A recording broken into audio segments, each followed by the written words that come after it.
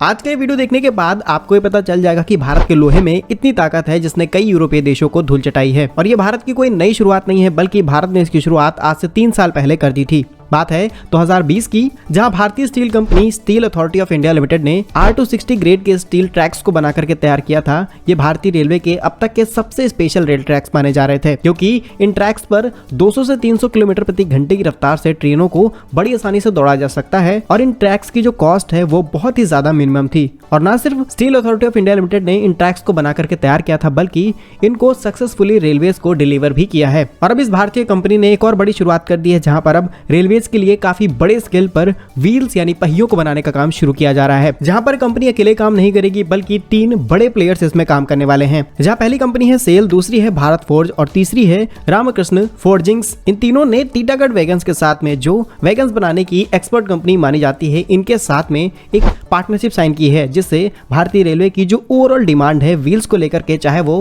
Vande Bharat train हो, LHB coaches हो, normal coach हो या फिर लोकोमोटिव्स, इन सभी के लिए जो व्हील्स की रिक्वायरमेंट है, इनके इंपोर्ट को पूरी तरीके से खत्म करने के लिए तीनों कंपनियों ने एक साथ मिलकर के काम करने का फैसला किया है, जिससे भारतीय रेलवे में व्हील्स की सप्लाई को पूरा किया जाएगा। रिपोर्ट्स की माने तो भारतीय रेलवे को 1 साल के अंदर लगभग 2 लाख पहियों की जरूरत पड़ने वाली है। और आपको याद होगा, रशिया और यूक्रेन की वजह से वंदे भारत के लिए लगभग 40,000 व्हील्स को जो यूक्रेन से इंपोर्ट किया जाना था वो नहीं हो पाए थे, जिसकी वजह से इन व्हील्स को मैन्युफैक्चर करने का कॉन्ट्रैक्ट चाइनीज कंपनी के हाथ में जा चुका है। और तब से ही रेलवेज कसम खा के बैठी है कि अब कोई भी रेलवेज का टेंडर चाइनीज कंपनीज के हाथ में नहीं जाएगा। वो हमारी मजबूरी थी, लेकिन अब भारत की बड़ी बड़ी स्टील कंपनियां इस मैदान में उतर चुकी हैं। और न सिर्फ यहाँ पर कंपनियां सपोर्ट कर रही हैं, बल्कि भारतीय रेलवे भी प्रति वर्ष 600 करोड़ रुपए की लागत से लगभग 80,000 रेल व्हील्स को बनाने का टारगेट सेट किया है। और अगर नजर डालें हम भारतीय रेलवे की इस बड़ी प्लानिंग के बारे में, तो 2020 में रेलवेज ने प्राइवेट प्लेयर्स को भी इन्वाइट कर लिया है। जो भी इंडिया की प्राइवेट कंपनी है वो अब व्हील्स को बना करके डिलीवर कर सकती है, जहाँ से अकेले प्राइवेट सेक्टर से रेलवेज के लिए 80,000 व्हील्स की सप्लाई की जाएगी। वहीं